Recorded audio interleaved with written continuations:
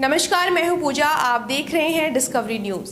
दीनदयाल उपाध्याय गोरखपुर विश्वविद्यालय के दीक्षा भवन में नाथ संप्रदाय के वैश्विक प्रदेय विषय पर 3 दिवसीय अंतर्राष्ट्रीय संगोष्ठी का मुख्यमंत्री योगी आदित्यनाथ ने शुभारंभ किया। इस अवसर पर मुख्यमंत्री योगी आदित्यनाथ ने कहा कि बृहत्तर भारत के अनेक स्थलों पर नाथ संप्रदाय के मठ और धूना हैं। भारत के अलावा नेपाल, पाकिस्तान और बांग्लादेश में भी गुरु गोरक्षनाथ जी के मंदिर और धूना हैं।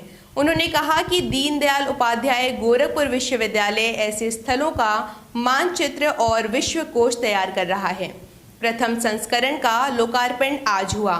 हमें नाथ संप्रदाय के साथ हर क्षेत्र के आसपास के ऐतिहासिक और पौराणिक स्थलों को डिजिटलाइजेशन के साथ विश्वकोश तैयार करना चाहिए। इसके लिए उन्होंने गोरखपुर विश्वविद्यालय को बधाई दी। इस अवसर पर उन्होंने गोरखपुर विश्वविद्यालय के कुलपति प्रोफेसर राजेश सिंह की अंग्रेजी में कृषि और नाथ पंथ पर आधारित 2 पुस्तकों का विमोचन भी किया। गोष्ठी को ज्ञान के आदान प्रदान की इस परंपरा को आगे बढ़ाने का जो कार्य प्रारंभ हुआ, यह एक अच्छा प्रयास है और मुझे इस बात पर प्रसन्नता है कि विश्वविद्यालय ने अभी कोरोना कालखंड में पिछले दिनों पूर्वांचल के विकास से संबंधित एक 3 दिवसीय संगोष्ठी यहां पर आयोजित की थी। काफी वह गोष्ठी सार्थक रही। राज्य सरकार ने उससे संबंधित अलग अलग कमेटियों का गठन करके मंत्रिमंडल समूह भी गठित किए हैं, जो उन सभी विषयों को लेकर के विकास के कार्यों को पूर्वांचल के अलग अलग जनपदों में कैसे उसे क्रियान्वित करना है, इसको लेकर के वह कार्य भी प्रारंभ किया है। और आज 3 दिवसीय संगोष्ठी नाथ पंथ के वैश्विक प्रत्यय को लेकर के आज यहाँ पर प्रारंभ हो रही है। मुझे विश्वास है कि यह संगोष्ठी अपने लक्ष्यों को प्राप्त करेगी। मैं जब नाथ पंथ की बात करता हूं तो वास्तव में सिद्ध संप्रदाय है।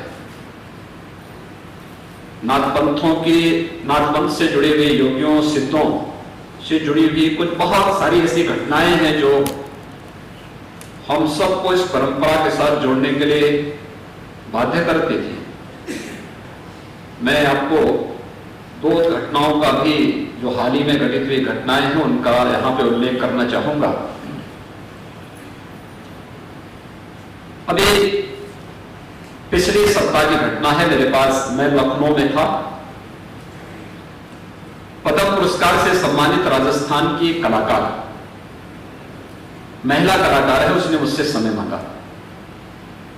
उन्हें लखनऊ में एक संस्था के द्वारा सम्मानित किया गया था, तो उन्होंने समय मांगा। मेरे कार्यालय ने उन्हें समय दिया, वो आई मिलने के लिए। वो संपेरा समुदाय से है। तो मैंने उससे पूछा, मैंने कहा कि आखिर आप लखनऊ में कैसे आए, क्या है मामला? तो उसने कहा कि देखिए, मैं संपेरा समुदाय से हूं और मैं नाथ पंथ की अनुयायी हूं। तो मैं बहुत चक्का कि आखिर कैसे? उसने कहा देखिए, मुझे इसके बारे में बहुत जानकारी नहीं, क्योंकि मेरी औपचारिक शिक्षा नहीं हुई है,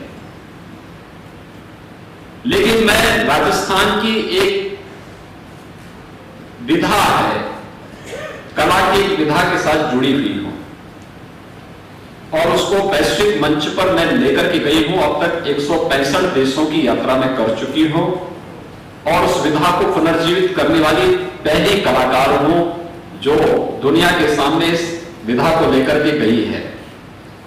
लेकिन मेरे सामने समस्या क्या थी कि हमारा जो संपेरा समुदाय है, वहां पर कन्या पैदा होते ही उसको दफना दिया जाता था।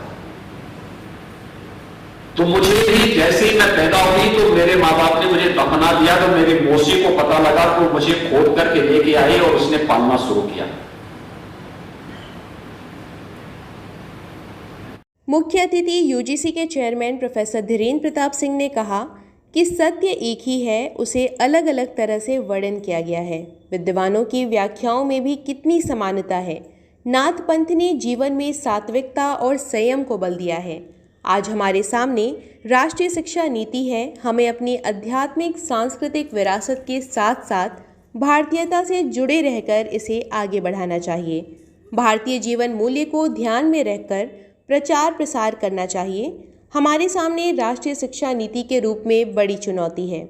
उन्होंने आगे कहा, महामना और स्वामी विवेकानंद ने जिस शिक्षा की बात की है, हमें उसे आत्मसात करना चाहिए।